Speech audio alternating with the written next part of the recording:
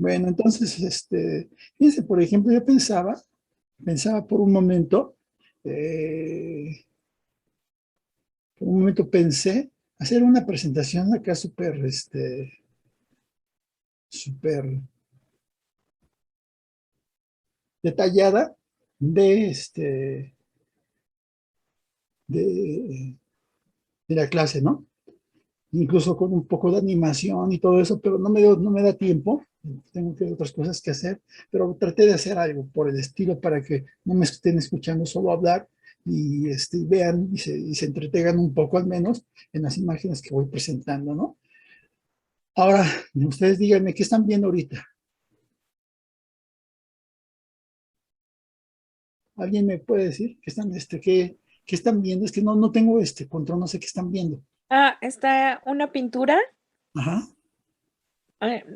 O sea, sí lo ubico, pero no sé su nombre. Ah, pero solo ven la pintura. Ajá, sí. Mm, O sea, bueno, se ve que ya nos compartió pantalla de su PowerPoint.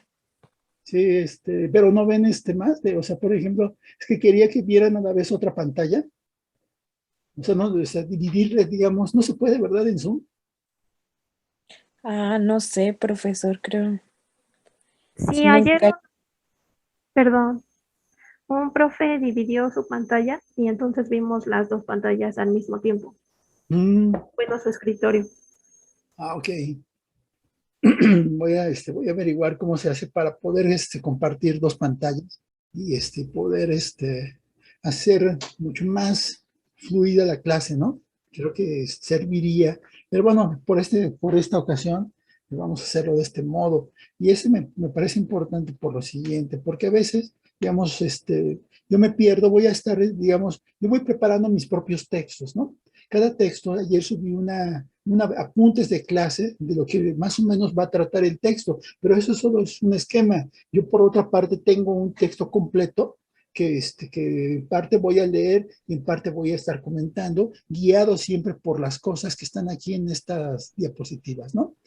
Pero bueno, en fin, ya creo que estamos más o menos completos y entonces vamos a comenzar. Es la primera entonces clase de filosofía de la lógica, en particular que yo lo veo como historia de la lógica.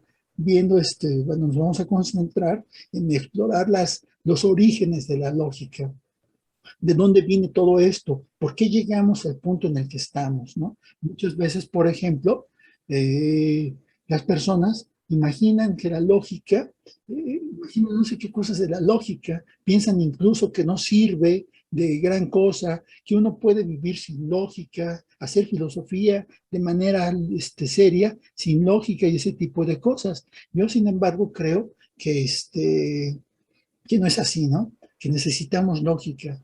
Necesitamos lógica no solo para el análisis, sino también para comprender lo que, cómo construir argumentos. Esa es básicamente la intención del curso, ¿no? Pero justamente, como es la intención del curso, comprender la utilidad de la lógica, también necesitamos comprender de dónde viene la lógica, cómo se generó la lógica y ese tipo de cosas. ¿Ok? Bueno, entonces, entonces eh, la lógica surge por ciertos motivos, o sea, hay motivos importantes por los cuales surge la lógica. Yo lo planteo, aquí incluso pongo la imagen de los deportistas griegos para indicar algo que me parece importante. Pero bueno, entonces entonces voy a ir leyendo un texto y a su vez lo voy a ir comentando, ¿no? El texto es mío, en las diapositivas van a ir apareciendo cosas de este texto.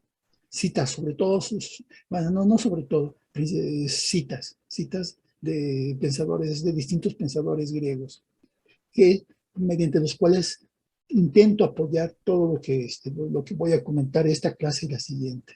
Pero bueno, la primera parte se llama Efluvios de Racionalidad.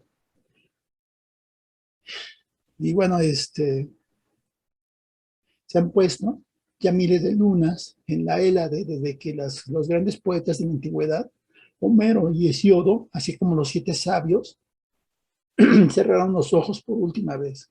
Y es básicamente hacer una historia, la grandeza de Grecia, ¿no? La época dorada. Desde entonces Grecia, la Grecia antigua, había empezado a forjar su preponderancia cultural, política, económica y militar sobre las otras culturas de la región. Y en la segunda mitad del siglo V antes de Cristo, o sea, la Hélade vivió un inusitado esplendor. Recuerden, por ejemplo, que no es gratuito el surgimiento, por ejemplo, de los filósofos naturalistas, la importancia de estos, los políticos, entre ellos Pericles, que aportaron mucho al esplendor de Grecia, ¿no? Y bueno, de los filósofos y científicos naturales que no se puede decir menos que fueron realmente importantes para la cultura griega. Bueno, en Atenas confluyeron individuos de todo tipo, artistas, escultores, músicos, políticos, oradores, médicos, científicos, geómetras, matemáticos, entre muchos otros, que sentaron gran parte de las bases del pensamiento occidental actual, incluyendo el religioso. Con todo, en el último tercio, y esto es importantísimo, en el último tercio del siglo V, el pueblo griego enfrentó situaciones que lo fueron mermando paulatinamente, ¿no? Hubo, por ejemplo, hubo plagas, la guerra de Troya, plagas, estaba por aquí bueno, tenía una imagen de la plaga que azotó la pandemia, una pandemia que azotó Grecia, que azotó a Grecia, pero bueno, hubo situaciones que fueron mermando el esplendor de Grecia, ¿no? Por ejemplo, la guerra del Peloponeso, que terminó perdiendo la revolución oligárquica, tras la cual murieron miles de soldados, ciudadanos y esclavos, la instauración del régimen de los 30 tiranos, que aunque fue breve, provocó un profundo daño a la democracia griega, el deterioro de las instituciones que sostuvieron su sociedad y le dieron notoriedad, lo mismo que un creciente desinterés en las cuestiones del gobierno por parte de los ciudadanos. Y el creciente desinterés en las cuestiones del gobierno por parte de los ciudadanos, tiene una importancia crucial en la evolución, en el desarrollo de la cultura griega, pero tanto en el ámbito político como en otros ámbitos, entre ellos el filosófico. Bueno, en fin, lo cual generó un cambio paulatino en la forma en que los individuos concebían su relación con la polis, ¿no? Con la polis. Cabe mencionar que en la época clásica esta relación individuo-polis era en extremo importante para el ciudadano común y la exclusión de ella constituía una afrenta gravísima, un auténtico deshonor y un desprestigio extraordinario para él y los suyos. En parte por ello, pero sobre todo por sus convicciones, Sócrates prefirió morir ejecutado que ser exiliado. Con el paso de los años, el orgullo que la gente sentía por la Hélade, testimoniado en varios pasajes por Heródoto y Tucídides, entre otros, fue menguando a tal grado que mediados del siglo IV antes de Cristo, importantes personajes de la sociedad griega, entre ellos Esquines e Isócrates, aunque hay muchos más, se inclinaron a colaborar, si no es que a subordinarse, pese a la posición de unos cuantos, como Demóstenes, que aún se mostraron dispuestos a dar la vida por defender el Estado griego a la maquinaria militar de Macedonia, liderada por Filipo II, que terminó venciéndolos, y luego por Alejandro Magno. ¿No? Este es el contexto histórico en el que se da todo esto. Primero el esplendor, ¿no? Después el decaimiento, el paulatino deterioro de la cultura griega, pero eso fue acompañado en gran medida por la visión, por la relación que los individuos establecían con la ciudad. En el tiempo de oro, por decirlo de algún modo, de la cultura, los individuos, los ciudadanos se sentían orgullosos de pertenecer a la ciudad A la polis era un privilegio, era un honor, y luchar y morir por ella también era un honor. Con el decaimiento, eso fue cambiando y cambiando drásticamente.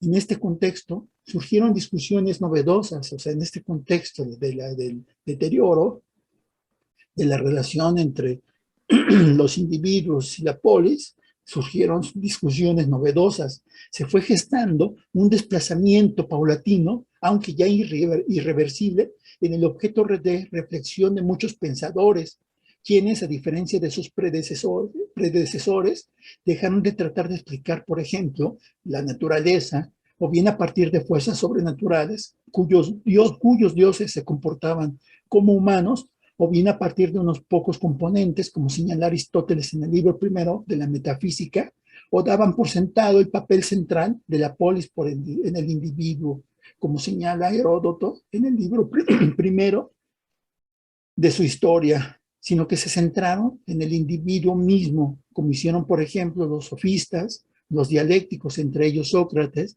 los pitagóricos y después los estoicos, los epicúreos, etc.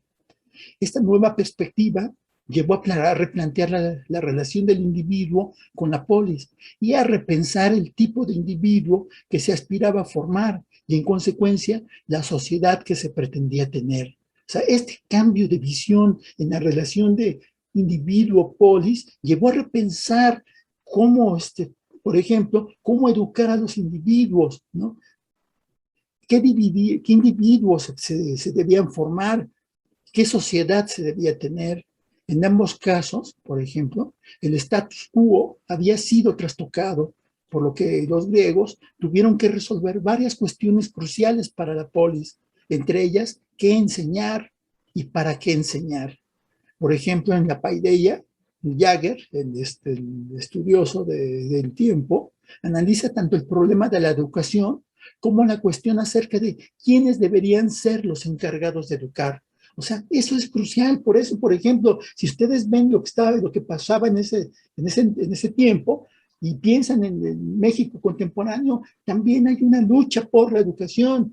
¿Quiénes van a educar? ¿Cómo se va a educar? ¿Qué se va a impartir? ¿No? Sobre quiénes, pero sobre todo quiénes y qué visión van a transmitir a los educandos. Eso es importante en cualquier sociedad. La educación es un asunto de primerísima importancia y su manejo confiere al educador mucho poder, pues puede moldear tanto el pensamiento como la forma de ser y actuar del educando. Entonces, se había generado, digamos, un vacío en la sociedad griega que alguien tenía que ocupar, ¿sí? Pero ¿quiénes? ¿Quiénes tenían que ocupar quiénes estaban luchando por ocupar ese puesto? Y nos encontramos sobre todo con tres grandes grupos, bueno, dos muy conocidos y otros marginales, que sí influyeron, que sí tuvieron mucha injerencia en todo este proceso. Los dos primeros grupos, me refiero a los llamados dialécticos, que, bueno, en fin. Entonces, hubo dos grupos importantes. Aquí había, como comentaba, había otros grupos también de personas que pretendían, ¿no? Llenar ese hueco que se había formado, ¿no? Por la crisis de la cultura griega. Pero bueno, en fin, ¿para qué educar? ¿Qué enseñar? Fueron algunas de las cuestiones que discutieron estos individuos. Aunque por sí mismas las preguntas son muy generales y una nota introductoria como esta no basta para dar una idea precisa de lo que significó la educación para los griegos, y por eso, por ejemplo, les recomiendo que lean. Voy a tratar de escanear una parte del libro de Jagger, de la Paideia, aunque es un libro muy, es un verdadero tabique, entonces no creo que me llevaría un poco de tiempo, ¿no? Bueno, en fin. Es crucial hacer el intento de aclarar el papel de la educación para los griegos para comprender no solo qué estaba en juego, sino también las consecuencias en varios ámbitos del cotidiano griego. Sin grandes rodeos, puedo decir que en la cultura griega, la educación no era un fin en sí mismo, al contrario, se educaba con propósitos específicos, ¿sí? En particular, se educaba para que los ciudadanos participaran activamente en la polis, la cual era más que un motivo de orgullo para los ciudadanos. O sea, nosotros, nuestra visión de la educación es muy distinta a la de los griegos. Por ejemplo, cuando uno decide estudiar filosofía, ¿sí? Esa simple decisión, y tal como se concibe hoy día la filosofía, puede verse como ajena, como distante de los fines para los cuales se educaba en Grecia, en la Grecia antigua.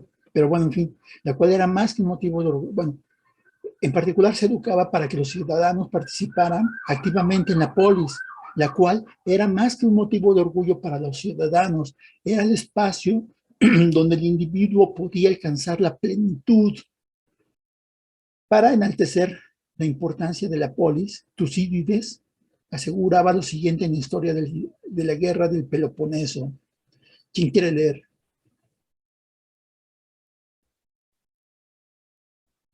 Lo que está en la diapositiva.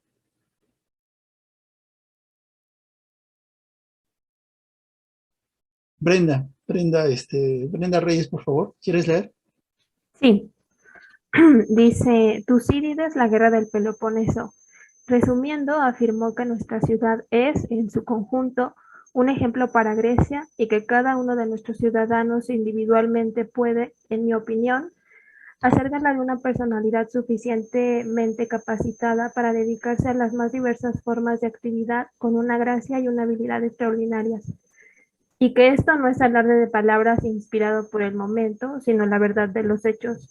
Lo indica el mismo poder de la ciudad, poder que hemos obtenido gracias a estas particularidades que he mencionado. Porque entre las ciudades actuales, puesta a prueba, se muestra superior a su fama, y la única que no suscita indignación en el enemigo que la ataca. Cuando éste considera las cualidades de quienes son causa de sus males, ni en sus súbditos el reproche de ser gobernados por hombres indignos. Y dado que mostramos nuestro poder con pruebas importantes y sin que nos falten los testigos, seremos admirados por nuestros contemporáneos y por las generaciones futuras. Tal es, pues, la ciudad por la que estos hombres han luchado y han muerto, oponiéndose notablemente a que les fuera arrebatada, y es natural que todos los que quedamos estemos dispuestos a sufrir por ella. Sí, digamos, esta es una muestra de importancia, gracias. Es una muestra de importancia que tenía, que representaba la polis para los griegos. Más tarde, por ejemplo, en varios discursos, y Sócrates mismo añoró el viejo rol de la ciudad en la vida de los ciudadanos. Se quejó tanto de la falsedad que enseñaban algunos, los sofistas, como de la inutilidad de lo que enseñaban otros, entre ellos Sócrates y sus seguidores. Así lo señaló, por ejemplo, en un texto que yo creo obligado para toda persona que estudia filosofía y sobre todo cuestiones de argumentación, que se llama Elogio a Helena. ¿Quién quiere leer?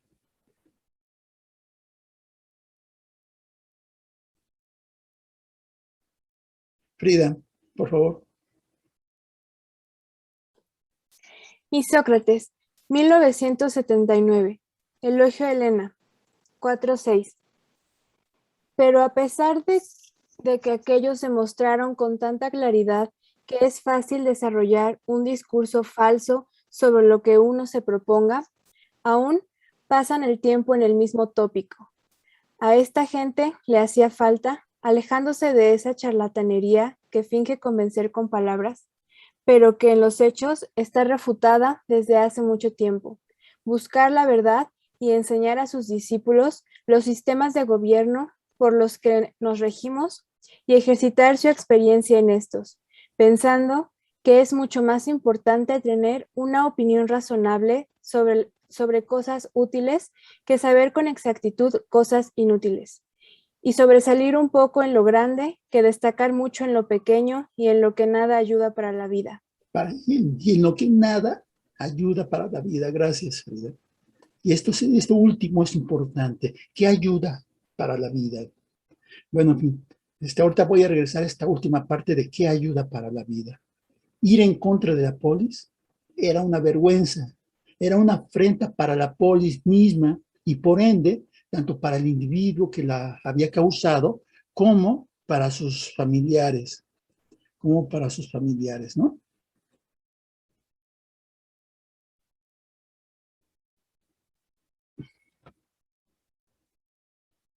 Sus amigos, sus antepasados e incluso para los dioses. Tanto Tucídides como Heródoto lo comentan. Tucídides advierte, somos, en efecto, los únicos a quien no toma parte, somos en efecto los únicos a quien no toma parte de estos asuntos, lo consideramos no un despreocupado, sino un inútil. O sea, quien no forma parte de la vida de la polis, de los asuntos públicos, se les considera no un despreocupado, sino un inútil. En cambio, por ejemplo, Heródoto se pronuncia al respecto al narrar la anécdota de Telo, el ateniense, en la que el rey Creso pregunta a Solón si después de viajar tanto había conocido al hombre más dichoso de todos, y Solón respondió que fue Telo, quien, teniendo hijos y disfrutando de la vida, dejó todo para ir a la guerra a luchar y dar la vida por Atenas, en donde fue honrado como héroe. Esa era la visión en la época dorada de los griegos con respecto a la relación de los ciudadanos con la polis. Era un motivo de orgullo, ¿sí? Y los esfuerzos, la educación, estaban todos ellos dirigidos a formar ese tipo de ciudadanos. Platón también comenta los castigos que debían recibir quienes cometían cierto tipo de delitos contra los dioses y contra las casas. ¿Quién quiere leer el siguiente, este fragmento de Platón?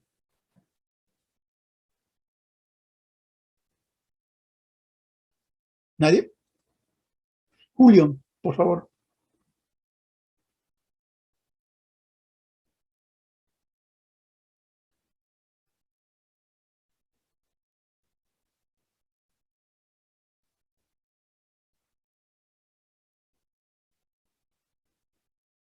Julio.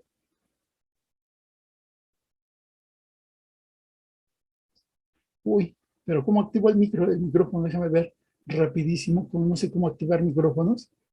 ¿Y cómo lo hago, Porque todos, a ver,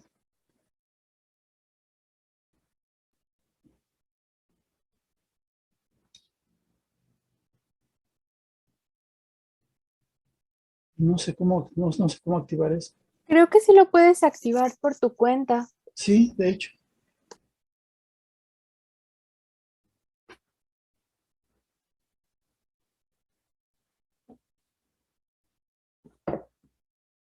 Bueno, vamos a, ahorita que solucionemos esto, pero ¿por qué? Es que no tengo a nadie en ese sentido, Julio.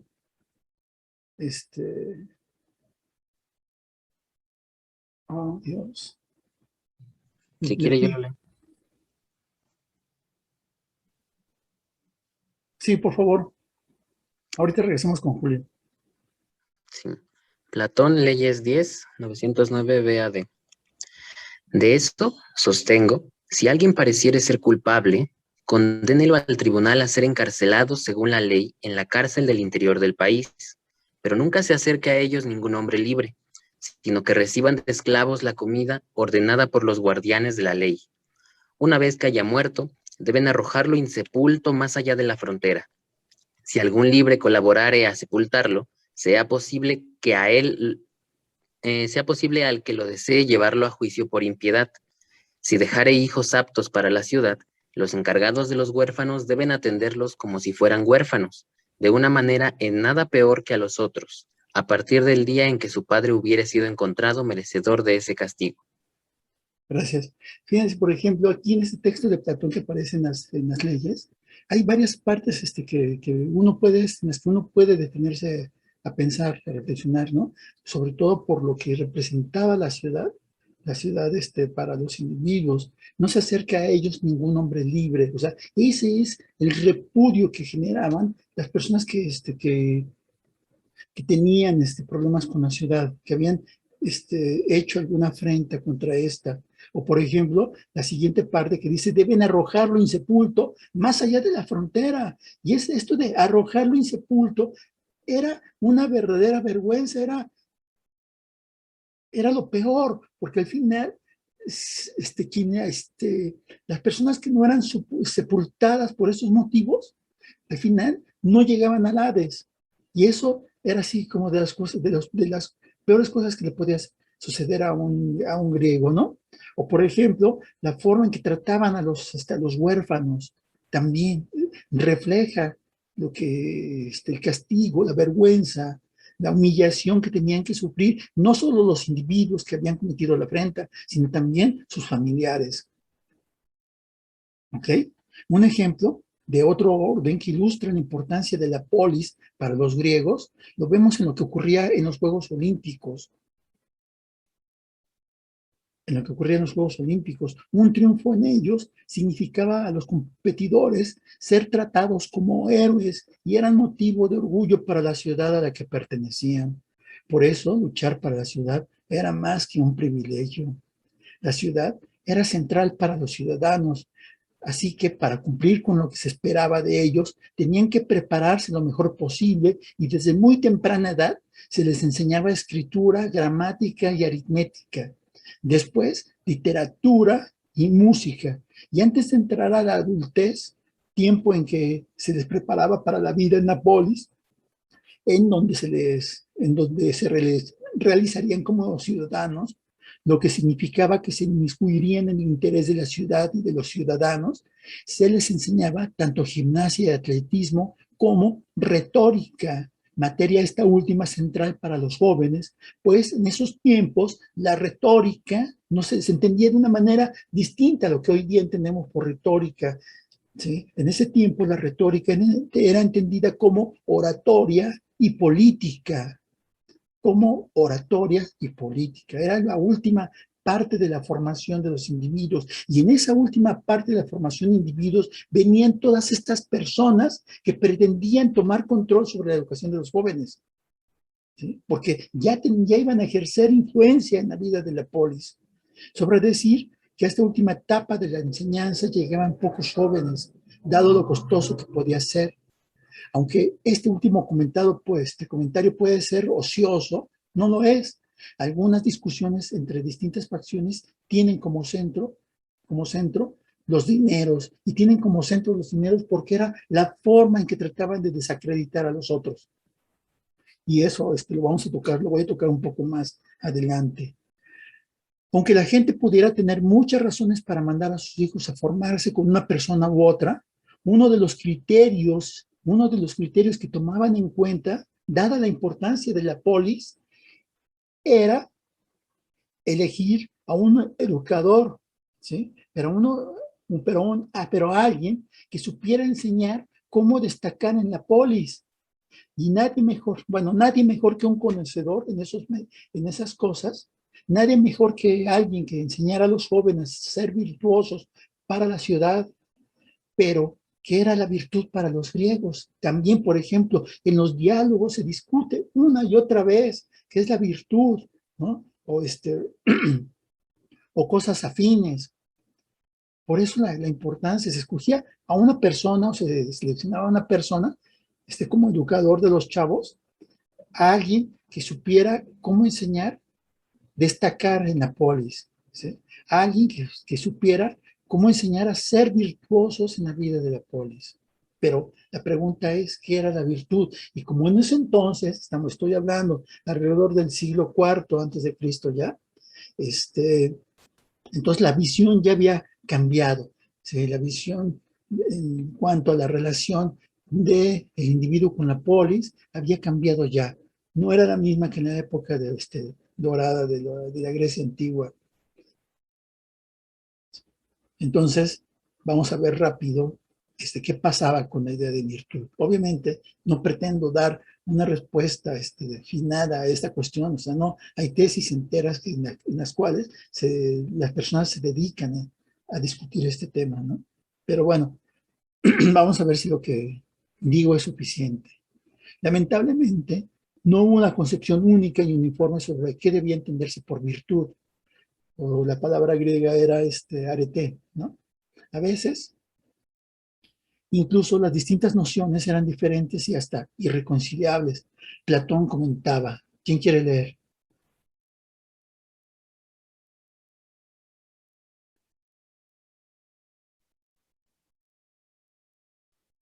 Balam, por favor. Bueno, Alejandra, por favor. Primero, pues, si quieres la virtud del varón, es fácil decir qué es la virtud. Perdón.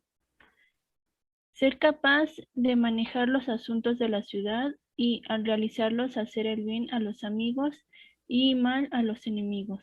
Y cuidarse de no sufrir esto el mismo, no sufrir esto el mismo. Si quieres la virtud de la mujer, no es difícil referir que ésta debe llevar bien su casa, conservar lo que está en el interior y ser obediente al marido.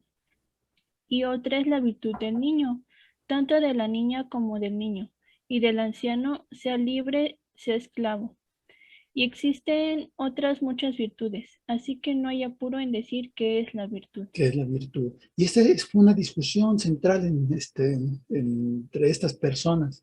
Aunque Sócrates trataba de averiguar si entre todas las virtudes, la justicia, la belleza, la verdad, etcétera, hay algo que las hace ser tales, no llegó a una conclusión definitiva por más que hurgó en el tema. O sea, eso uno puede verlo en los diálogos, ¿sí? Sócrates se pregunta, bueno, el Sócrates de Platón se pregunta qué es la virtud, y aun cuando reflexiona, discute, hurga, aborda el problema por varios lados, no logró dar nunca una respuesta definitiva.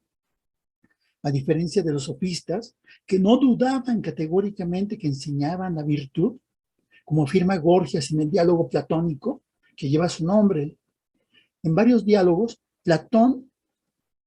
en varios diálogos, Platón presentó esta posición. En el Eutidemo, por ejemplo, Eutidemo mismo y Dionisidoro niegan que se sigan dedicando a enseñar todo lo concerniente a la guerra y a defenderse en los tribunales, que habían sido actividades honrosas para los ciudadanos griegos y que ahora se dedican a enseñar la virtud, y textual, mejor y más rápidamente que nadie. Por su parte, en su elogio a Helena, que ya he citado, y Sócrates concibe la belleza física como una virtud, entre otras cosas, porque cuando no sufre mácula, puede ser honrada como si se hubiera hecho un bien a la ciudad, puede lograr que Zeus, cito literal, el que todo lo puede, se acerque a ella en plan humilde, puede hacer que las inmortales sean seducidas por mortales y en lugar de sentir vergüenza, opten por su romance, porque su romance sea cantado en himnos, puede hacer que sean inmortales los mortales. En el sentido isocrático, la belleza tiene más fuerza incluso que la razón. ¿Quién quiere leer?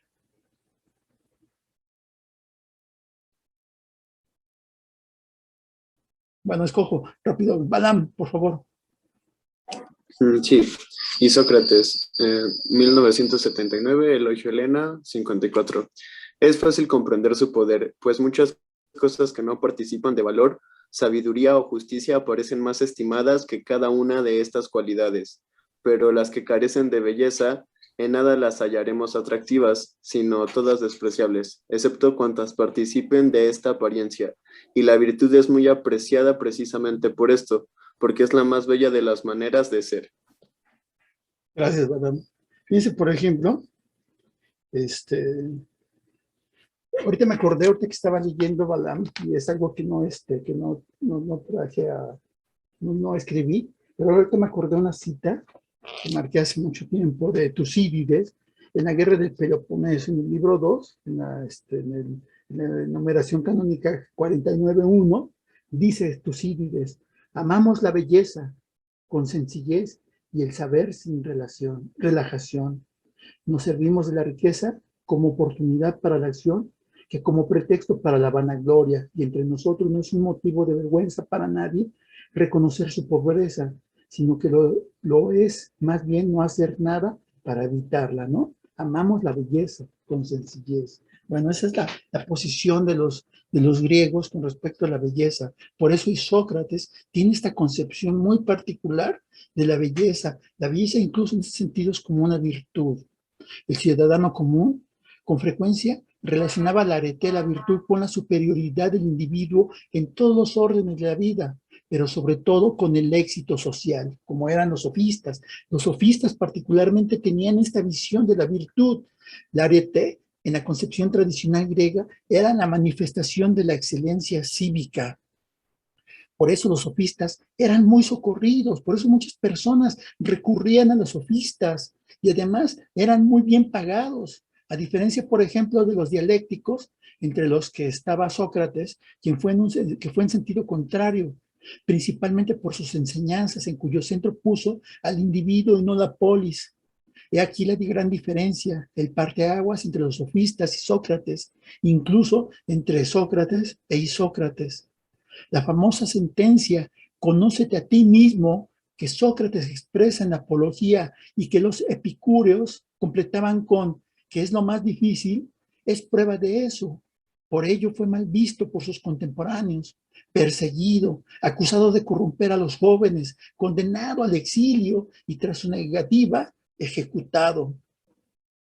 Los dialécticos buscaron no solo el autoconocimiento, sino también actuar en sociedad con valores, persiguiendo la verdad, el conocimiento, la belleza, la justicia, la bondad, el amor, etcétera, hurgando en cuál es la esencia de estos valores y determinando de qué se puede predicar virtud con propiedad. En los diálogos, Platón lo expresa en boca de Sócrates para diferenciarlo de los sofistas. Baste con el siguiente par de ejemplos. En la República, dice, ¿quieres leer, Marta? Por favor. Dice Platón, La República, 490a. Ahora hablemos y oigamos recordando aquel punto en que describíamos cómo debe ser necesariamente la naturaleza del que va a ser un hombre de real valía. Si lo recuerdas, en primer lugar debe ser conducido por la verdad, a la cual tenía que buscar por todos lados y en todos los sentidos, salvo que fuera un impostor que no tuviera parte alguna en la verdadera filosofía. Platón, carta séptima, 326a. Entonces me sentí obligado a reconocer, en alabanza de la filosofía verdadera, que solo a partir de ella es posible distinguir lo que es justo, tanto en el terreno de la vida pública como en la vida privada. Gracias. Y por ejemplo, las negritas son mías, porque me parece importante la naturaleza de que va a ser el hombre de real valía. ¿Cuál es la naturaleza de ese tipo de hombre? Y es el que busca por todos lados y a como dé lugar, el que es conducido por la verdad. ¿Sí? Pero ¿qué es la verdad? ¿Qué es lo verdadero? Hay un problema filosófico ahí. ¿Y cuál es la verdadera filosofía? Y en la carta séptima también insiste en hablar de la filosofía verdadera, ¿sí? Que solo a partir de ella es posible distinguir lo que es justo, tanto en el terreno de la vida pública como en la vida privada. Y en eso hay un cambio importante. Bueno, en fin, sigo. Por otro lado, además de los sofistas y los dialécticos, hubo otra corriente de pensamiento encabezada por Isócrates, que trató de dar respuesta a las mismas o interrogantes parecidas, a las mismas interrogantes o aparecidas. Y Sócrates se veía a sí mismo como filósofo y no como sofista, como lo llegaron a tildar, pero concibió la filosofía de manera distinta, mientras que Isócrates lo que la consideraba como una suerte de actuación en la vida pública a través de la política, lo que lo acercaba a los sofistas. Ciertamente se distinguió de ellos por la argumentación que esgrimía. En diversos textos, Isócrates abogó por esta visión de la filosofía para diferenciarse tanto de Sócrates como de los sofistas. Sobre el cambio de fortunas, por ejemplo, aseveró. Marta, otra vez, por favor. Y Sócrates sobre el cambio de fortunas. 269.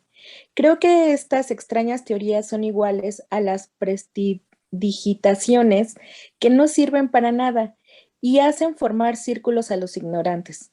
Quienes quieran hacer algo provechoso deben quitar de todas sus ocupaciones las palabras vanas y las acciones que nada aportan a la vida. Gracias, que nada aportan a la vida. Eso es otra vez, digamos, en el sentido de Sócrates, la actitud es distinta. Aquí es una forma de ver muy utilitarista la enseñanza, ¿no? Tiene que aportar para la vida, tiene que aportar para la sociedad, para la polis, a diferencia, por ejemplo, del modo en que veía todo esto Sócrates. Y más, y en cambio los sofistas era la visión un poco parecida o muy parecida a lo que sostenían, a lo que sostuvo y Sócrates, pero se distanciaban de él por la forma en que pretendían llegar a esto. Lo que diverge de las propuestas de Sócrates, esta visión de Isócrates, diverge de lo que proponía Sócrates. Para Isócrates habría que hacer a un lado tanto el pensamiento especulativo de los socráticos como el discurso embaucador de los sofistas. Sí, recuerda, no sé si ustedes hayan leído Las nubes. ¿Quién ha leído Las nubes? Ay, ya se me olvidó. ¿Quién ha leído Las nubes? ¿Quién fue? ¿El escritor? Se me fue ahorita el nombre. Aristófanes. Aristófanes. ¿Cómo pintaba Aristófanes a Sócrates? Pues lo ridiculizaba, ¿no? Lo ridiculizaba. ¿Pero cómo lo ridiculizaba? Prácticamente era un tipo, que, bueno, por decirlo de manera contemporánea, era alguien que parecía un vago que vivía literalmente en las nubes. ¿Sí? Su aportación a la ciudad no aportaba nada a la ciudad, a la polis, ¿no? Esa era la visión de estas personas con respecto a esa forma de hacer filosofía. Por eso sugiere, por ejemplo, por eso Isócrates sugiere ejercitarse en la retórica para convencer a los oyentes en temas hermosos e importantes que beneficien a todos y traten sobre asuntos públicos. Esto fue cita textual. Platón, en cambio, aseguraba en el Fedro, ¿no es acaso en general el arte retórica una suerte de psicagogía por medio de palabras en los tribunales y en todas las demás reuniones públicas? Esa era la visión de Sócrates sobre lo que hacía Isócrates, ¿no? Y Sócrates mismo reprochó a los sofistas la falta en la que caían con sus enseñanzas. Por otro lado, ya vimos un poco rapidísimamente el enfrentamiento entre estas dos formas de ver la relación de los individuos con la polis, ¿no? Pero aquí está el otro enfrentamiento. Dice Isócrates, ¿quién lee? Yo. Ricardo, bueno, sí, está bien. Julio, otra vez, perdón, ahorita vamos contigo. Si todos los que intentan educar quisieran decir la verdad... Ay, hoy empezaron mis perritos a ladrar. No te preocupes, está bien. Si todos los que intentan educar quisieran decir la verdad y no se comprometieran a más de lo que pueden cumplir, no les tendrían en mal concepto los ciudadanos comunes.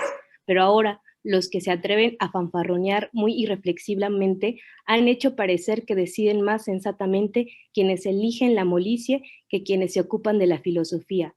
Porque, ¿quién odiaría y despreciaría en primer lugar a los que pasan el tiempo en discusiones y pretenden buscar la verdad, pero nada más comenzar su propósito intentan mentir? Intentan mentir. Esa era la visión, por ejemplo, de Isócrates sobre los sofistas, ¿no?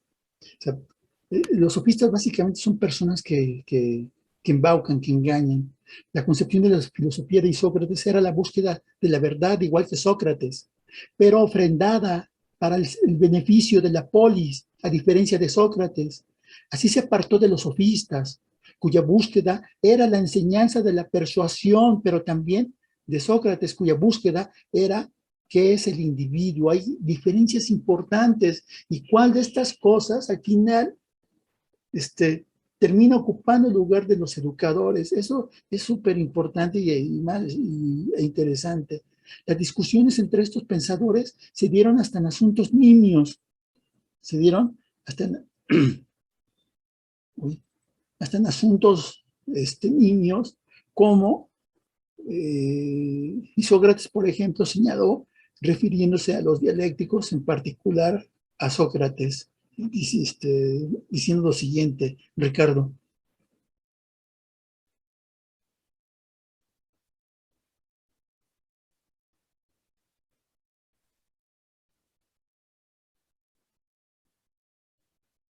¿Sí, Ricardo?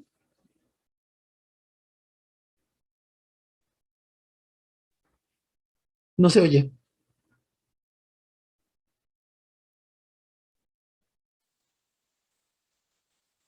Bueno, vamos a, perdón, vamos a, es que lo que resolvemos esto, se resuelve esto, vamos, Brian.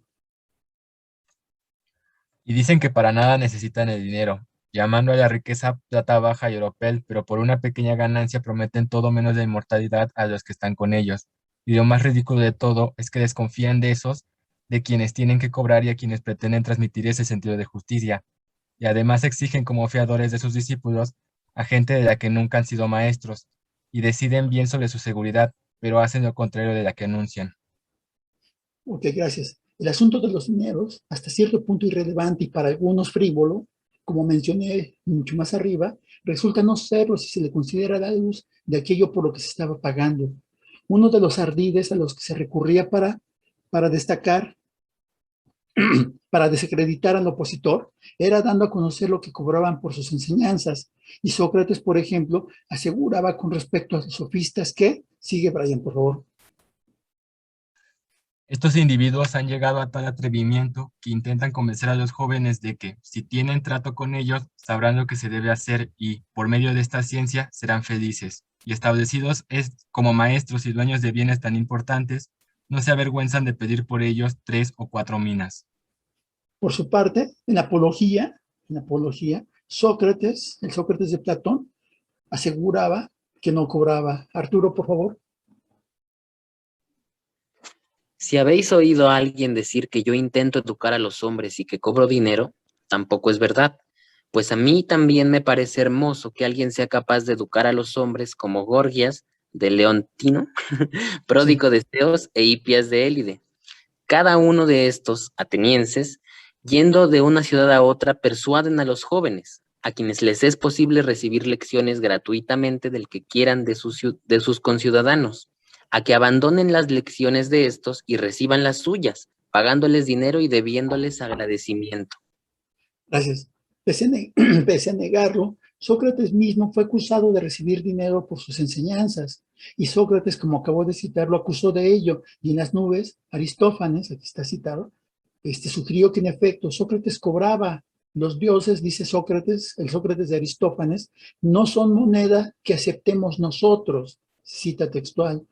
Algunos sofistas como Gorgias llegaban a cobrar 100 minas, siendo que el estipendio de otros apenas llegaba a 5 o incluso a 3. O sea, se dice que Gorgias era el sofista que más cobraba, era el sofista más, fue uno de los sofistas más renombrados, ¿no? Por lo que sabía. De hecho, en algunos sentidos, él aportó mucho al arte de la retórica, pero también tenía unas intuiciones, como vamos a ver, tenía unas fuertes intuiciones lógicas. Y en el sentido aporte también a la lógica y al desarrollo de la materia. Aparte de que se pagaba por el prestigio, la respuesta ya sea es, bueno, en fin, pero ¿qué ofrecían unos por 100 minas y otros por 5 menos? La respuesta ya se ha planteado. Aparte de que se pagaba por el prestigio del que gozaba el maestro, varios sofistas gozaban de mucho prestigio, como Gorgias, Pródico o Hipias, también se pagaba por el éxito prometido en la vida pública. Otra cuestión que a primera vista tampoco resultaba importante fue que los sofistas, a diferencia de los dialécticos que enseñaban en lugares específicos, sean pórticos, ¿se acuerdan de cómo se presentan cómo se presenta, ¿verdad? Los filósofos pregonando por todos lados, al aire libre, los peripatéticos, o sea, en jardines y todo esto. Bueno, en fin, los dialécticos se enseñaban en lugares específicos como pórticos, jardines, anfiteatros, el ágora, pero los sofistas eran educadores itinerantes, iban de un lado a otro impartiendo clases a jóvenes que ya habían concluido su educación básica para que se incorporaran lo antes posible a la vida pública y se hicieran de un nombre. Pero rara vez, y eso es así crucial también en esto, pero rara vez echaban raíces y consecuentemente no alcanzaban a desarrollar un sentimiento de pertenencia. Al final, como sus planes eran siempre de corto plazo y lo que perseguían era ganar dinero, no importaba lo que pasara en la ciudad.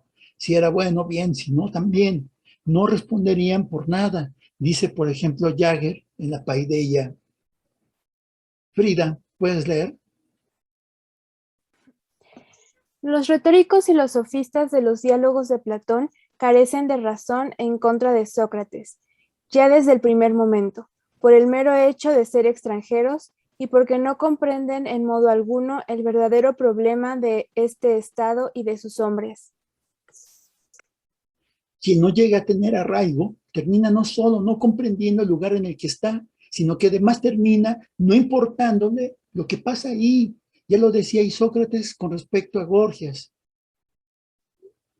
¿Marta? Isócrates contra los sofistas. No tuvo que contribuir a los gastos del Estado ni se vio obligado a pagar impuestos y además no desposó a ninguna mujer ni tuvo hijos. Gracias. Así los sofistas, a quienes les importaba la inmediatez, así como obtener rápidamente dinero, terminaban no contribuyendo al fortalecimiento de largo plazo de la ciudad. No era su objetivo, por el contrario, hubo pensadores que no solo tenían largo tiempo viviendo en la ciudad, sino que además sentían un profundo orgullo y apego por ella. Pero antes de que continúe esto, lo de los sofistas, de que no tenían apego, que no sentían arraigo en la polis, en donde enseñaban, tenía todo eso una consecuencia grave para la polis.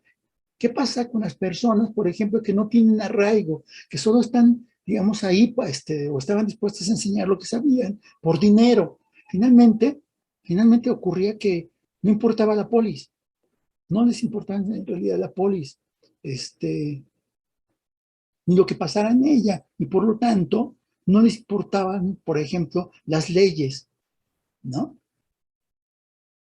Y que no les importaran las leyes, que no les importara la polis, y que eso lo transmitieran de algún modo a sus educandos, tenía un impacto importante en estos últimos. ¿Sí? La relación polis-individuo, mediante las enseñanzas de los sofistas, había sido fracturada, trastocada, ¿no? Hubo pensadores que no solo, sin embargo, hubo pensadores que no solo tenían largo tiempo viviendo en la ciudad, sino que además sentían un profundo orgullo y apego por ella y concebían la enseñanza no solo como un modo de mejoramiento personal, vía el autoconocimiento, sino también como una manera de transformar la vida de la polis mediante principios morales, en el caso de Sócrates y sus seguidores, o como Isócrates, mediante la participación activa en la vida pública. Y Sócrates, como también hicieron Platón y Aristóteles, distinguió, por otro lado, sofística y erística, que ahí viene otra distinción de grupos de personas que pretendían ocupar espacios en la polis. En general, todos ellos se refirieron a los erísticos como simples polemizadores, a quienes no les interesaba llegar a la verdad, sino solo vencer a como diera lugar a sus contrincantes. Muchas veces no les importaba los recursos que usaban, con que pegaran certeramente y golpearan bien y ganaran, era suficiente. Por ejemplo, creo que no pegué una diapositiva. Así aquí está. Por ejemplo, en el libro sexto de la República, Platón Platón dice, Ulises. Platón, República. Tampoco esa multitud ha presentado suficientemente oídos, bienaventurado amigo, a discusiones bellas y señoriales, en las cuales se busque seriamente la verdad por todos los medios con el fin de conocerla, y en las cuales se salude desde lejos esas sutilezas y argucias capciosas que no tienden a otra cosa que a ganarse una reputación y a promover la discordia en los tribunales y en las conversaciones particulares. Esa era la visión de Platón, que Platón denuncia sobre los erísticos en la República. Por su parte, Ulises, Aristóteles dice, Aristóteles, refutaciones sofísticas. Así como la falta cometida en una competición tiene una forma específica y es como un combate ilegítimo, así también en la controversia la erística es un combate ilegítimo, pues allí los que se proponen vencer por todos los medios echan mano de todo, y también aquí los erísticos hacen lo mismo. Así pues, los que actúan de tal modo por mor de la victoria en sí misma, son considerados hombres disputadores, eristicoi, y amigos dependencias. y amigos de dependencias, gracias, Ulises, tendencias de broncas, ¿no? De estar todo el tiempo acá bronqueándose para ganar y ganar como de lugar. Pero eso tiene impacto en la vida social, en la vida de la polis. Todo esto tiene impacto en la vida de la polis, como vamos a ver. Un extraordinario ejemplo de esta actitud es lo que, por ejemplo, Demóstenes narra en un libro bello, realmente bello, es un discurso político de Demóstenes que se llama Sobre la corona, donde enfrenta a Esquines. Esquines también fue un discípulo, una persona muy relacionada con Isócrates, y tendía a hacer esto, que estaba entre los sofistas y los erísticos. Y en ese libro, Demóstenes le reprocha una y otra vez que haya recurrido a embustes para que Esquines haya recurrido a embustes para vencerlo, el poder. Y en fin, y después, sin embargo, la diferencia sustantiva entre la erística y la sofística consiste en que esta última, cuando la persuasión es acompañada por la palabra, el logos, suele dejar una impronta en el alma que no consiguen los argumentos erísticos, que están más empeñados en atacar y polemizar que en persuadir. O sea, eso es básicamente a los erísticos no les importaba si se persuadía o no se persuadía. Ellos querían ganar como de lugar. Y a veces incluso uno lo puede atestiguar en pláticas o en discusiones con compañeros. Con un compañero, por ejemplo, alza la voz y se impone, o grita, o golpea, o lo que sea, o incluso amenaza, muchas veces terminan ganando las discusiones. Sí, aun cuando las personas que fueron vencidas en las discusiones por esas personas terminen, no terminen siendo convencidas, no terminen convencidas de lo que decía el otro, ¿no? Así en la República, Platón comenta, obviamente ironizando, que a diferencia de Homero, sigue Ulises, por favor. Platón, República 600 CE. Protágoras de Abdera, Pródigo de Queos y muchos otros, en sus lecciones privadas, podían inculcar en sus contemporáneos la idea de que no serían capaces de administrar ni su casa ni su estado si ellos no supervisaban su educación, y por esta sabiduría eran amados hasta tal punto que por poco sus discípulos no los paseaban sobre sus hombros. En el mismo tenor, Gorgias aseguraba que, y ahora, digamos, básicamente es la forma en que veían a los sofistas, ¿no? En el mismo tenor, Gorgias aseguraba que el poder del logos, Gorgias, no sé si tuvieron la oportunidad de leer uno de los textos que subí, que es justamente el de Elogio a Helena, de Gorgias, lo que dice sobre el logos. Me parece así crucial que se entienda esto, el poder del logos. El poder del logos. Dice Gorgias, aseguraba que el poder de Logos, y no la simple y burda confrontación de la erística, tiene el poder mismo de la necesidad, tiene el poder mismo de la necesidad, y por lo tanto puede llegar a persuadir a quien sea sobre cualquier tema, puede llegar a persuadir a quien sea sobre cualquier tema, ¿no? Recordemos en el encomio a Helena, la defensa de Palamedes y sobre lo que no es o sobre la naturaleza, en los que se propone lúdicamente defender lo indefendible, haciendo gala de una destreza e intuición lógica y retórica indiscutibles, ampliamente reconocidas en el mundo antiguo, ¿no? O sea, digamos, Borges comprendiendo esto, o sea, en uno de sus argumentos, demuestra que nada existe. Y uno dice, uno cuando lee el texto dice, bueno, la relación, de hecho uno cuando analiza esos textos, uno puede ver que las relaciones lógicas que se establecen entre las premisas y la conclusión del argumento están bien construidas. Desde un punto de vista lógico, es correcta la relación establecida. Eso lo comprendió, lo intuyó Gorgias, y por eso fuerte, entre otras cosas, y no solo por su contribución a la retórica, fue, ¿cómo se dice? Fue reconocido, pero incluso, por ejemplo, no quiero decir, con esto no digo que haya relación, por lo que voy a comentar, y que no está aquí ni en las diapositivas, ni en el texto, sino es algo que ahorita me acordé y que, porque tengo aquí el libro en la mano, a la mano, lo quiero citar.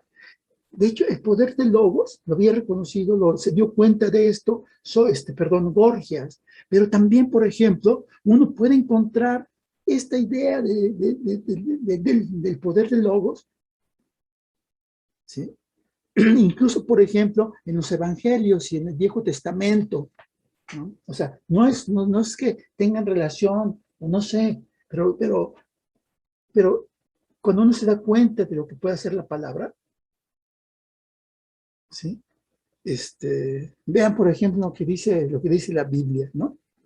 En el Evangelio, según San Juan, en la primera, la parte 1 dice, en el principio existía la palabra, el logos, sería en ese sentido concebida como el logos. En el principio existía la palabra, y la palabra estaba con Dios, y la palabra era Dios. Ella estaba en el principio con Dios, todo se hizo por ella, Ese es el poder de la palabra, y sin ella no se hizo nada de cuanto existe.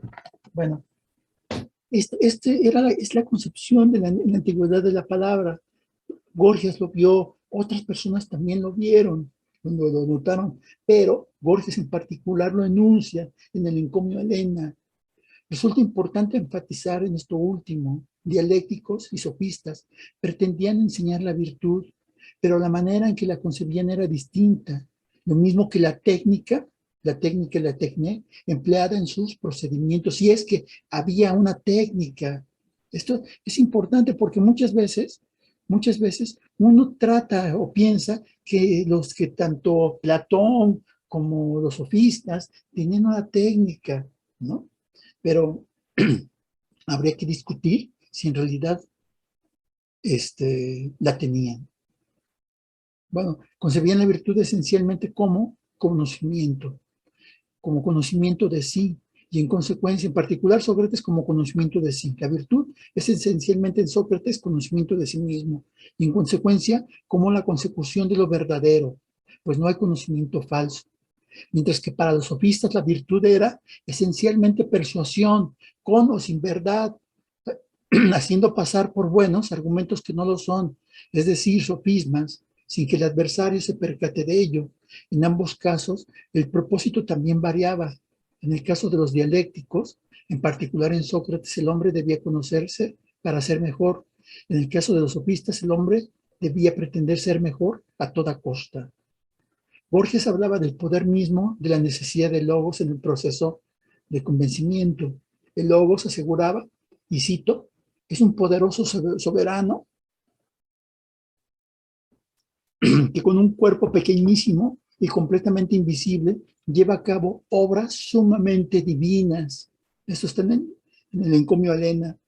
Así, la sofística, revestida de artilugios retóricos, en tanto que arte de componer discursos, tiene un papel fundamental en el pensamiento, ya que es artífice de persuasión, y como tal es forjada de aquello que se necesita para destacar en la vida pública y lograr así el cometido de muchos ciudadanos griegos, el éxito en la polis. Esa es la importancia de la retórica. Por eso en la Grecia antigua se enseñaba retórica. Como, bueno, y repito, en la Grecia antigua la retórica era entendida como oratoria y política. Según Gorgias, los argumentos sofísticos pueden, uno, acabar con el miedo, desterrar la tristeza, producir la alegría o intensificar la compasión. Dos,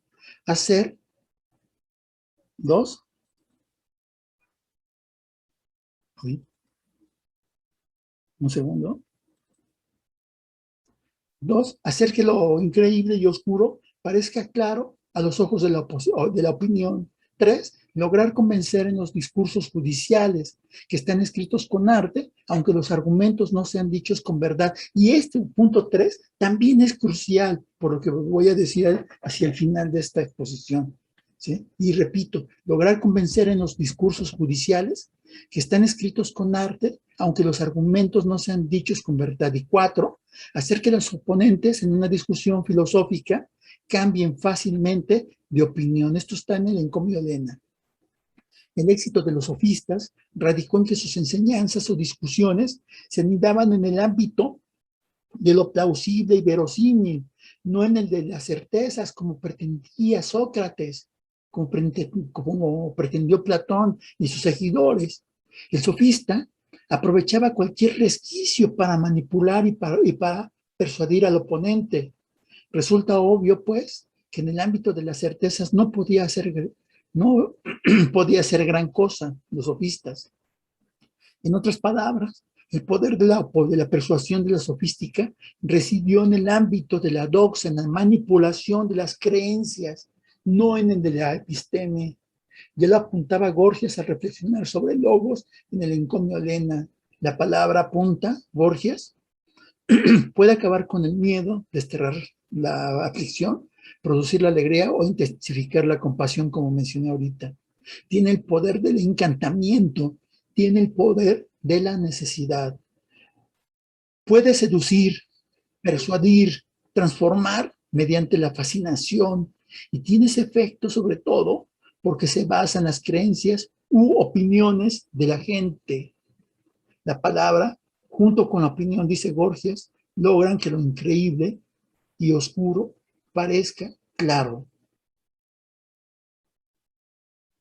Ahora bien, como la actitud de los sofistas hacia la virtud era esencialmente pragmática, no importaban los medios. Lo principal era conseguir el fin. Tan fue así que los sofistas llegaron a presentar diferentes e ingeniosos puntos de vista, aunque contrapuestos, sobre una misma cosa, como si cada uno de ellos fuera verdadero. Protágoras, pongamos por caso, sostenía que una misma cosa podía ser sostenida desde diversos puntos de vista, aunque estos fueran contradictorios, o que un hombre, como individuo y no como especie, es la medida de todas las cosas. Por su parte, en el Menón, Platón aseguraba que a su llegada a Tesalia, Gorgias proponía que se le planteara cualquier problema y no dejaría a nadie sin respuesta. O sea, podían resolverlo todo, enfrentar cualquier cosa, ¿no? Cualquier problema. Era tal la tendencia de Gorgias de construir argumentos de cualquier tipo que en su tratado sobre el ser demuestra con una inusitada exquisitez, producto de una aguda intuición lógica, pero es solo intuición, de nueva cuenta no hay método, no hay ni siquiera técnica. Bueno, probablemente sí haya técnica, pero no es como en el sentido actual, ¿no? Pero sí tienen fuertes intuiciones lógicas, Gorgias.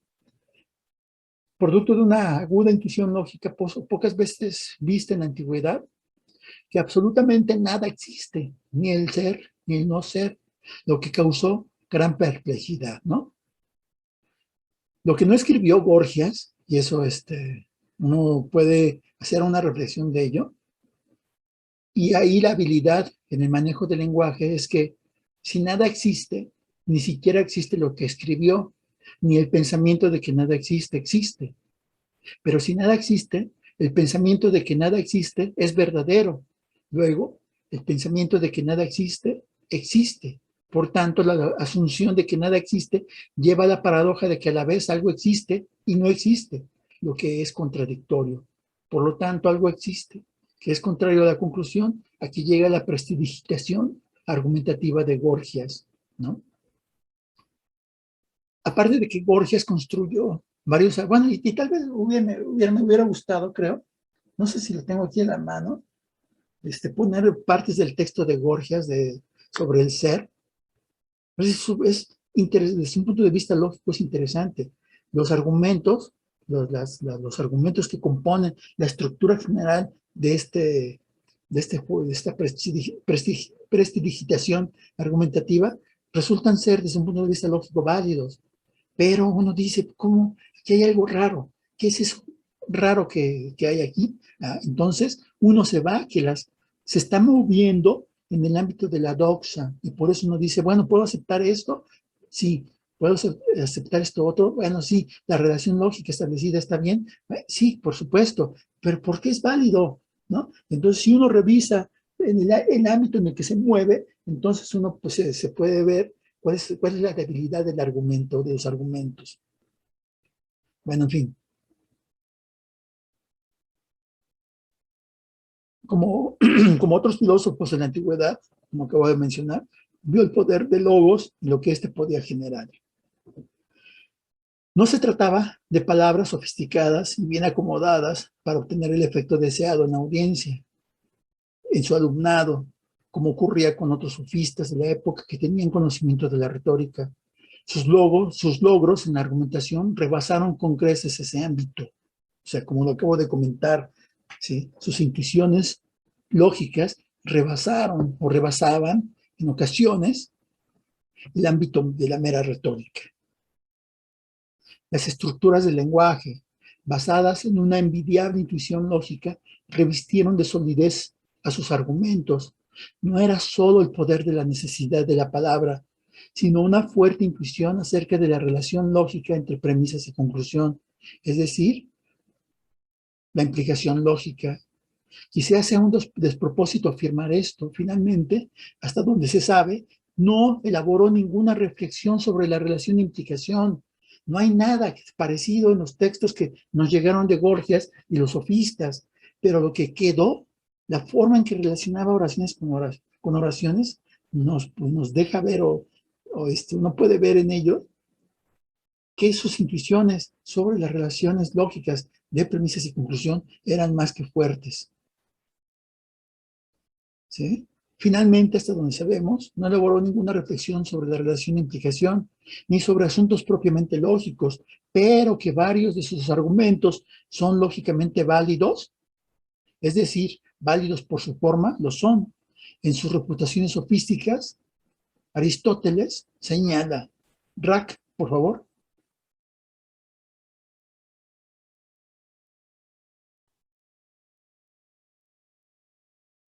¿No? Bueno, Alejandra, por favor.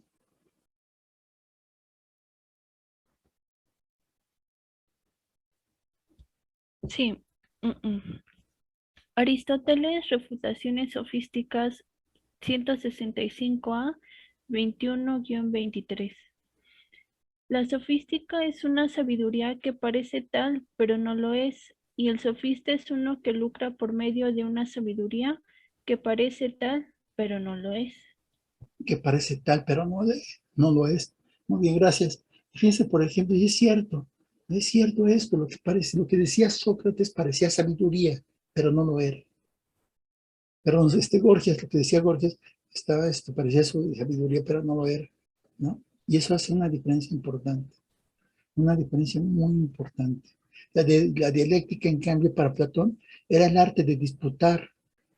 O sea, la dialéctica, lo que practicaba Sócrates, Pedro, y bueno, pero Sócrates y sus seguidores, era el arte de disputar por la cual refutamos, dice Platón textualmente, bueno, se le atribuye esto a Platón, era el arte de disputar, por la cual refutamos o defendemos alguna cosa por medio de preguntas y respuestas entre los que disputan. Esta cita es cita textual de Diógenes Laercio que aparece en Vidas. En sus diálogos, Platón concibe la dialéctica como un procedimiento de preguntas y respuestas que tiene por objetivo llegar a la verdad de respecto de un problema previamente planteado y admite figuras tales como la alegoría. En varias partes de su obra se aprecia esto. Sin embargo, es precisamente esto lo que separa la dialéctica de, por ejemplo, las demostraciones matemáticas o geométricas. La dialéctica no tiene la fuerza y contundencia de las matemáticas ni de la geometría, menos aún cuando se aplica a problemas de filosofía. O sea, la dialéctica, aún diferenciándose de la sofística y aún persiguiendo cosas distintas de la sofística, carece de cosas que pueden dar la certidumbre que requiere, ¿no? Que requiere al perseguir la verdad o al perseguir el conocimiento como tal. Y por eso también después fue importante la pregunta por qué es el conocimiento. Lo que sí, por ejemplo, la gente no ponía en duda desde entonces es que era que algunas o las demostraciones matemáticas y geométricas gozan de mayor prestigio en cuanto a la demostración. Y esto no tenía, o de ello carecía incluso lo que hacían los dialécticos, ¿no? Develar los problemas en que incurren los erísticos, incluso los sofistas, es cosa sencilla. Ya lo hizo Aristóteles, tanto en las refutaciones sofísticas como en los tópicos, y nosotros vamos a tocar esos temas más adelante. Pero comprender el procedimiento que siguieron los dialécticos para llegar a la verdad no lo es, lo que constituye un grave problema. Los dialécticos antiguos no disponían de un método, de un procedimiento que mediante herramientas precisas pudiera determinar qué pasaba con los argumentos. No había un procedimiento, no había reglas. Ese es el punto de todo esto. A pesar de que podían tener buenas intenciones, el procedimiento, el método, carecían de ello. ¿Quién quiere leer esto? Julio, por favor.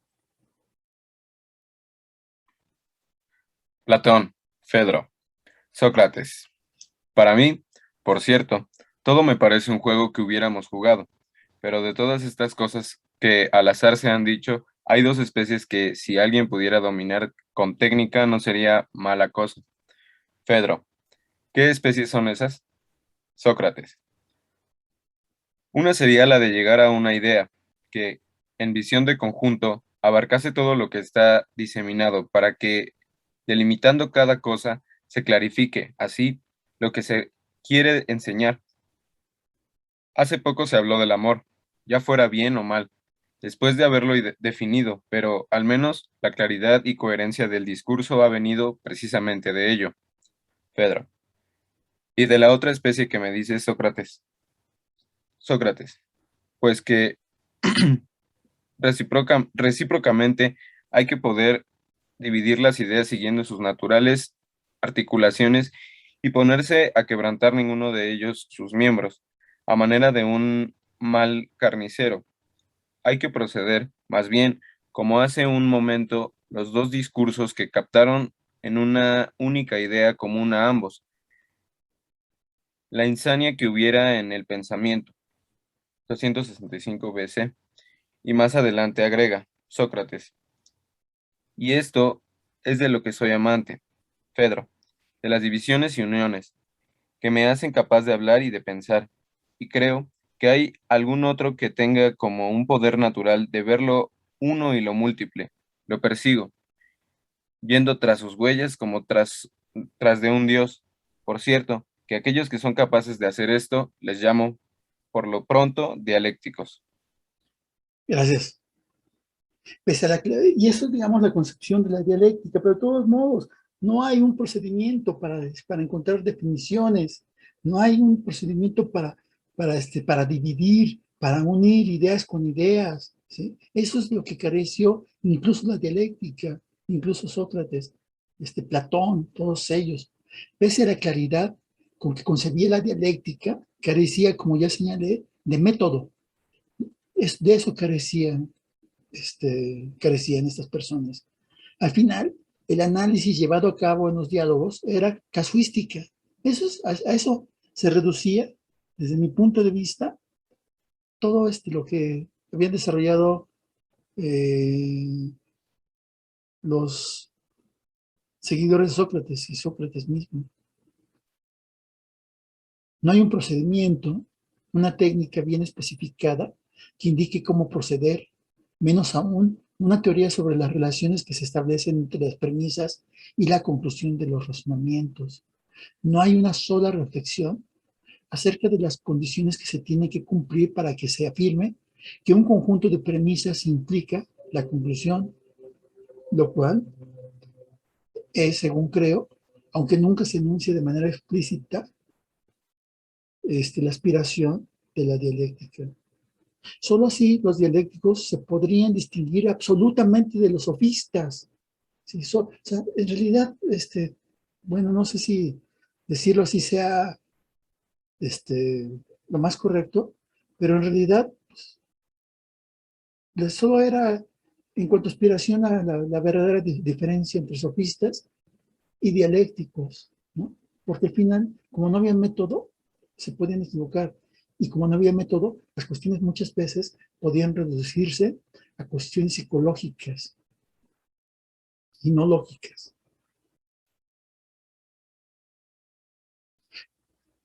¿Cómo saber que no se ha caído en un error de argumentación al aplicar precisamente, entre comillas, el método dialéctico?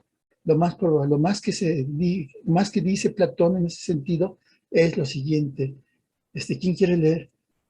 A ver, Saúl, no, Saúl Álvarez, por favor. Sí, Aristóteles, refutaciones sofísticas. En cuanto a este estudio, en cambio, no es que una parte estuviera previamente elaborada y otra no, sino que no había nada en absoluto. En efecto, la educación impartida por los que trabajan a sueldo en toma a los argumentos erísticos sería más o menos semejante al estudio de Borgias, pues daban a aprender... A ver, un segundo, perdón. Es que yo creo que me salté una parte y no puse una cita. Ah, no, sí, perdón, vamos a leer esta. Es que esta me la salté. Perdón, ¿eh? Sí, no se preocupe. Entonces, Platón, República, 511b. Comprendo entonces la otra sección de lo inteligible, cuando afirmo que en ella la razón siempre aprende por medio de la facultad dialéctica y hace que de los supuestos no principios, sino realmente supuestos, que son como peldaños y trampolines hasta el principio del todo, que es no supuesto, y tras aferrarse a él, ateniéndose a las cosas que de él dependen, desciende hasta una conclusión sin servirse para nada de lo sensible, sino de ideas, a través de ideas y en dirección a ideas, hasta concluir en ideas. Hasta concluir en ideas, sí. Esto es más o menos la idea que tenía Platón de aquellas cosas de las que uno tendría que partir, ¿no? Y aquí en este párrafo está formulada la idea, la concepción del conocimiento como aquellas cosas que son eternas, inmutables, las ideas, y de las cuales participamos, o participa todo, lo sublunar, como se decía. Pero ahí hay muchos supuestos que uno puede criticar, que uno puede poner en cuestión, ¿no? O sea, como lo hizo después Aristóteles con su crítica y con el argumento del tercer hombre. Bueno, la dialéctica es aún en Platón un procedimiento, sin embargo, intuitivo. Solo gente aviesa en esta técnica podía indagar o analizar los problemas planteados de manera adecuada. No es casual que en el Gorgias Sócrates estalle contra los oponentes porque no saben formular las preguntas correctas. Recuerden cuando incluso Sócrates regaña a sus interlocutores, ¿no? Eso pasa en el Gorgias al principio, creo. Pero ni siquiera dominando la técnica, El procedimiento de llegar a la verdad vía preguntas y respuestas es el todo confiable. Tan es así que en algunos textos no hay forma de decir con absoluta seguridad si la conclusión se sigue o no de las premisas. Esto ocurre, por ejemplo, en el Teteto, donde Sócrates, tras exponer su argumento sobre el conocimiento y la percepción, termina diciendo, cito, por consiguiente, si se dice que el saber y la percepción son lo mismo, parece resultar una consecuencia imposible de sostener.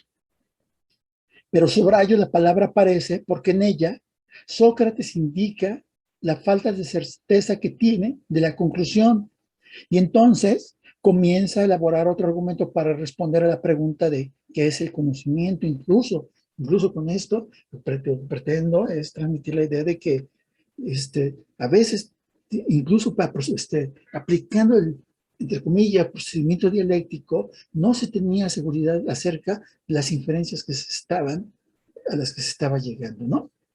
En cambio, por ejemplo, en el Menón, Platón se pregunta por la virtud y lo aborda mediante la dialéctica, pero el procedimiento resulta tan limitado que no le es posible lograr su objetivo. O sea, de nueva cuenta, en el Menón pregunta por la virtud, que es aquello con lo que prácticamente comenzamos esta sesión. Y no logra llegar a lograr su objetivo. O sea, con la dialéctica no se logra tener seguridad ni de que los argumentos que se desarrollan a favor de algo sean concluyentes, ni que necesariamente se logra la comprensión de un tema mejor que con otros procedimientos. O sea, como decía, al final,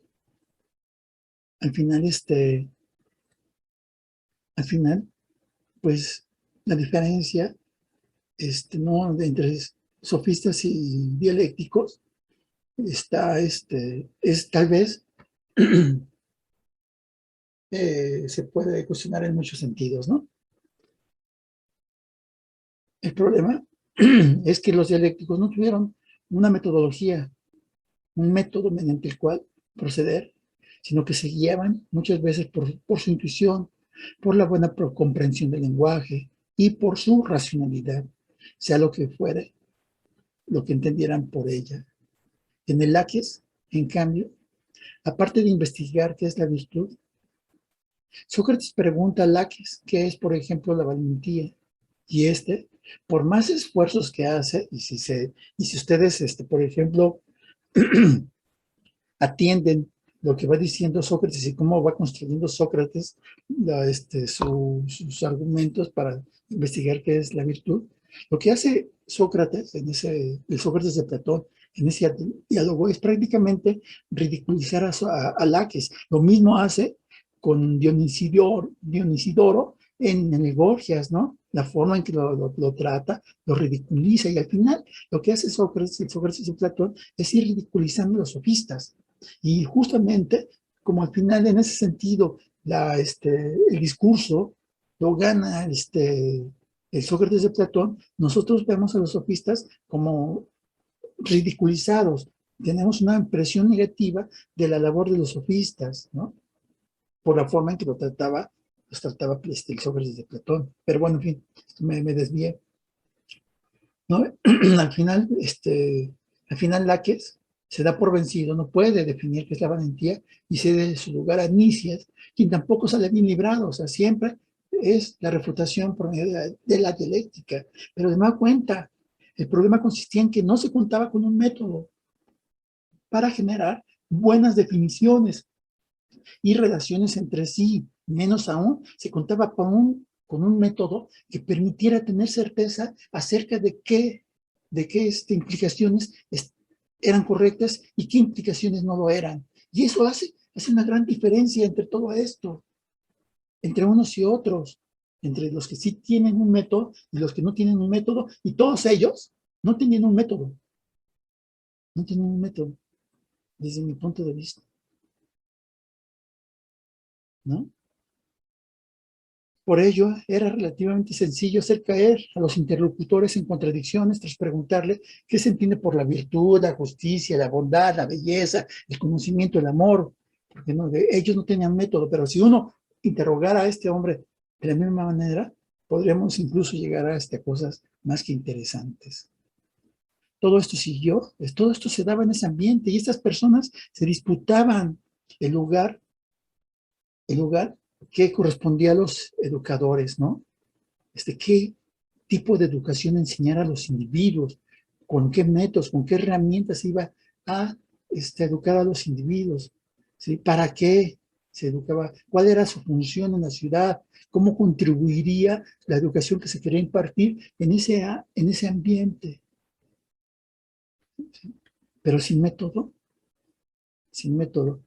a pesar de que uno puede inclinarse por las convicciones por la parte de Sócrates, sin embargo, los otros también tuvieron muchos logros.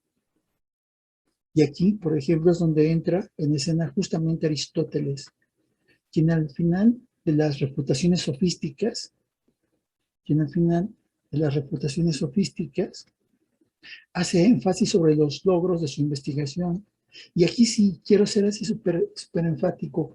En uno de los pasajes más bellos y descriptivos sobre el tema, es uno de los párrafos, como comenté, más bellos, pero sobre todo más profundos sobre el tema. Aristóteles comenta. ¿Quién quiere leer?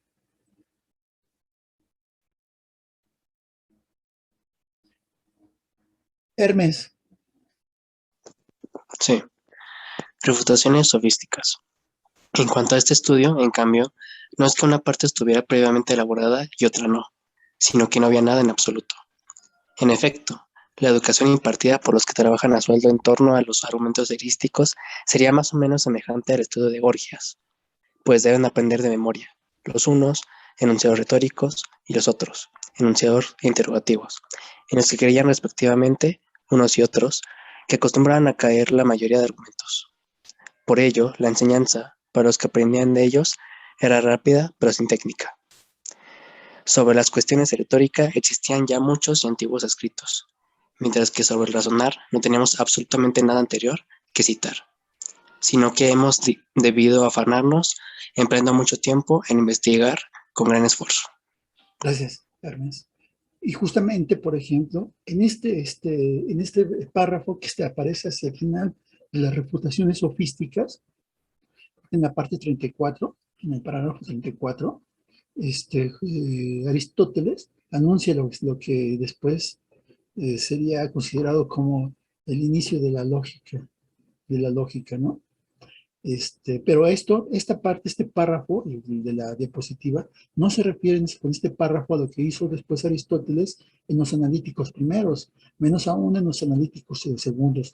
Esta parte de las refutaciones sofísticas se refiere básicamente a lo que aparece en sus investigaciones, a las investigaciones que hizo en los tópicos, ¿no? Poner reglas a la dialéctica, al ejercicio de la dialéctica. ¿Qué es la dialéctica? ¿En qué se basa? ¿En qué se diferencia de la sofística? ¿En qué se diferencia de la erística? ¿En qué se distingue de las demostraciones que se llevan a cabo, por ejemplo, en la matemática, en la geometría? Desde este punto de vista, por eso Aristóteles escribe este tema y busca un método, ¿no? En los tópicos. Y aquí lo enuncia. Antes de ello no había nada. No había absolutamente nada. Y entonces, no habiendo nada, era fácil, por ejemplo, que incluso los dialécticos, que los socráticos, las personas que tuvieran las mejores intenciones, no lograran hacer realmente lo que pretendían. Bueno, ahora, ¿cuál es la importancia de esto? Realmente creo que de todo esto, de todas las discusiones, ¿cuál era la importancia? La importancia son los argumentos. Al final, todo está centrado en los argumentos y la importancia de estos en la vida de las personas, ¿sí? Lo que las personas quieren para sí, lo que se quiere de las personas en el contexto de la polis, en fin, ¿no? Las repercusiones las argumentaciones sofísticas eran muchas veces graves, considerando las penas que podían recaer sobre los acusados. Obviamente en los juicios iban de por medio fortunas, destierros, ostracismo, vidas, y eso es lo increíble, el problema de la argumentación en la antigüedad. ¿No? Imaginen, por ejemplo, bueno, tal fue el caso de los ataques de Esquines contra Demóstenes, cuando éste trató de impedir que Atenas llegara a algún acuerdo con Filipo II. ¿No? Y esa es la discusión entre Esquines y Demóstenes en el libro que cité hace rato sobre la corona, pero hay otros textos también de Demóstenes, en los cuales Demóstenes está enfrentando argumentos que tendían a tratar de conciliar lo que después sería el imperio macedonio, ¿no? Con Filipo al principio y después con su hijo Alejandro Magno. Pero bueno, por ejemplo, Demóstenes se enfrentó con estos tipos, ¿no? Y las argumentaciones muchas veces se debían a cuestiones puramente, o que una persona ganara y no la otra, se debía, por ejemplo, a problemas de argumentación, basados muchas veces en cuestiones psicológicas, en cuestiones de lenguaje, en formas de manejar el lenguaje que tenían que ver mucho con la retórica, con la sofística. Pero también, por ejemplo, esto mismo ocurrió con Sócrates, al ser señalado de corrupción de jóvenes, de creer de distorsionar la creencia de los dioses y de no creer en los dioses, y fue sentenciado a muerte por parte de sus adversarios, Anito, Licón y Mileto, ¿no? Que manejan de tal forma, o manejaron la información de tal modo, que hicieron creer en el juicio que Sócrates estaba haciendo esto de lo que se le acusó, y la sentencia era el ostracismo, ¿no? La expulsión de la ciudad, pero como dejar de pertenecer, y Sócrates tenía claro esta relación de la polis con el individuo, la importancia de la polis hacia el individuo. Sócrates no acepta huir. ¿Se acuerdan que incluso creo que en la apología, no me acuerdo, o en el menor, no me acuerdo en qué diálogo, le dicen, vámonos, hay que, vete, o algo así? ¿Y Sócrates qué dice? ¿Cuál es la actitud de Sócrates ante eso? Pregunto. En vez de huir, decide quedarse y enfrentar la muerte. ¿Okay? Pero eso por la importancia de la polis, y también por la congruencia consigo mismo. Pero no solamente pasó con esto, y Sócrates mismo también enfrentó un juicio que terminó perdiendo y por el que perdió su fortuna. De hecho, por ejemplo, hay un texto que me parece increíble, que se llama sobre el cambio de fortunas. En este texto, Isócrates se queja amargamente haber perdido su fortuna. En Grecia había un juicio que era justamente el cambio de fortunas, ¿no? Si la gente si ciertas personas que tenían que contribuir a la guerra no lo hacían como debían, es decir, las personas adineradas tenían que contribuir con parte con un porcentaje de su fortuna a la guerra, ¿no? Pero si una persona no contribuía con ese porcentaje que le correspondía, si una persona no aportaba el porcentaje que le correspondía y otra sí aportaba, y la que sí aportaba era menos rica que la que no había aportado, podía iniciar un juicio, y el juicio era el cambio de fortunas. Y si perdía, y si la que no aportó lo que debió haber hecho, perdía el juicio, el que tenía menos, pero por todo lo que sí debía aportar, podía reclamar la fortuna del otro y hacerse más rico. O sea,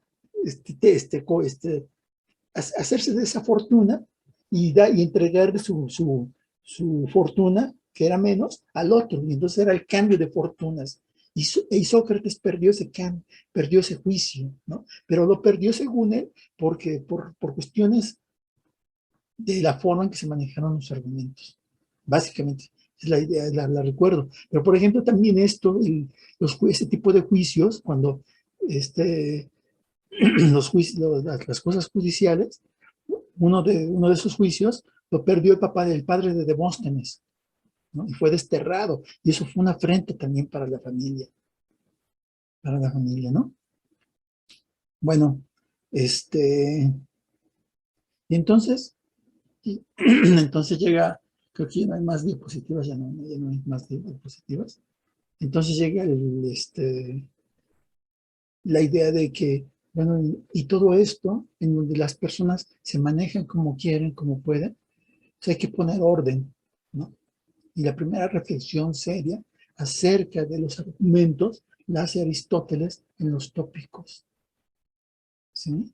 Y es que comenzamos a partir de la siguiente clase a estudiar Aristóteles, quien llega a tratar de algún modo de normar, de investigar, de reflexionar y de discutir la forma en que se analizaban los argumentos, se construían los argumentos, y entonces va marcando, va señalando un montón de características que son importantes para, para comprender aquellas, para comprender la argumentación.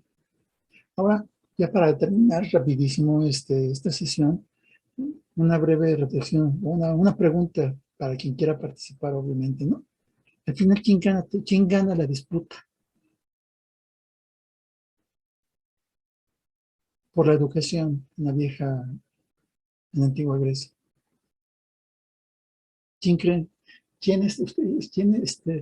Ustedes qué opinan acerca de ello? ¿Qué creen acerca de quién ganó la disputa por la educación? ¿Los sofistas? La erística? ¿Los dialécticos? ¿Quién ganó?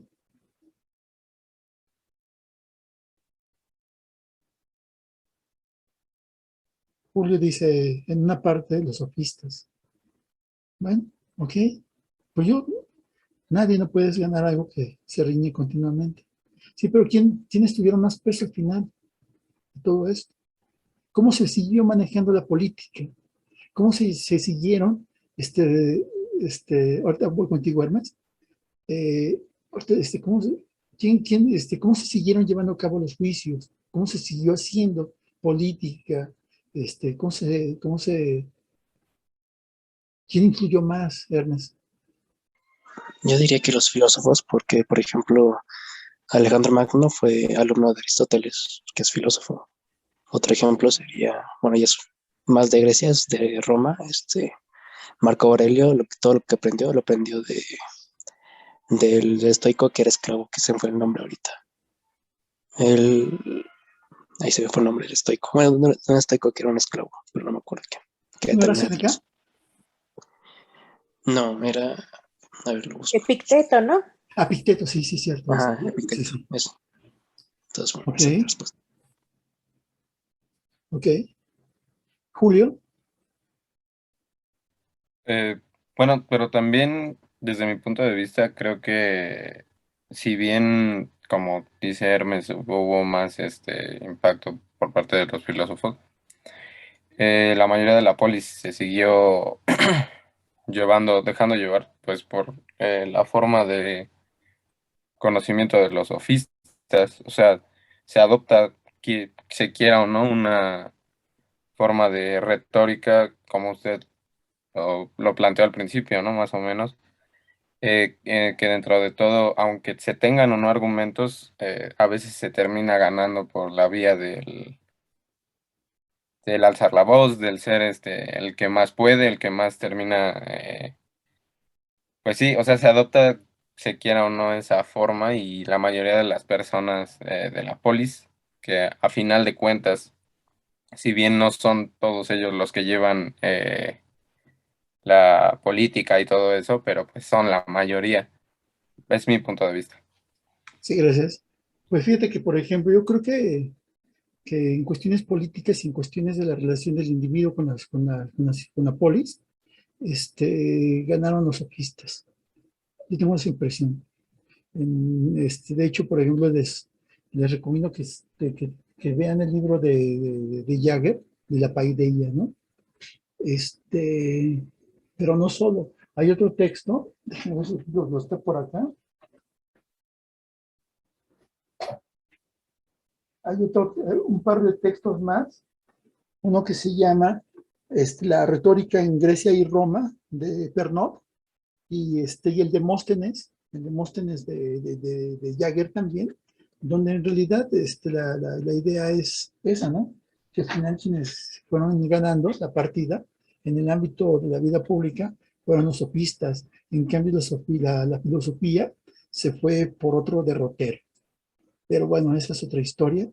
Por lo pronto, lo que sí es cierto es que alguien tenía que poner orden en todo esto y en el ámbito de la argumentación.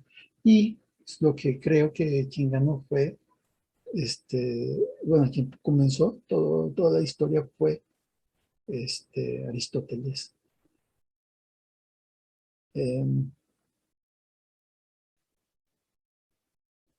¿Algún comentario? ¿Algo que quieran agregar?